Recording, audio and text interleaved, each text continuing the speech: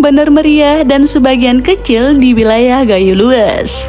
Kopi Gayo sangat populer tidak hanya di Aceh, tetapi juga di berbagai daerah, bahkan hingga ke mancanegara. Khususnya varietas arabikanya, kopi Gayo dikenal dengan aroma dan cita rasa yang khas. Dan masyarakat setempat berprofesi sebagai petani kopi. Saya berkebun kopi sejak tahun 2000. Semasa saya bujang, pertama bujang, berarti sekitar 24 tahun. Saya menjadi petani kopi cukup senang karena bisa menghasilkan uang, bisa menyekolahkan anak-anak, dan bisa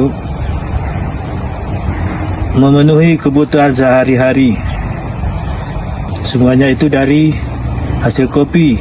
Makanya saya berkebun kopi cukup senang karena bisa menjanjikan.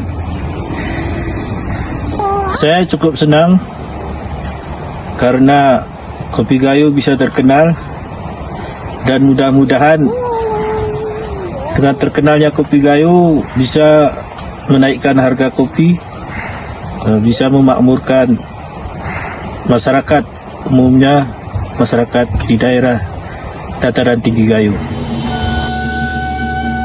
Mayoritas perekonomian di Aceh Tengah, Benar Meriah, dan sebagian kecil wilayah di Gayo Luas bergantung pada pemanfaatan sumber daya alam yang subur.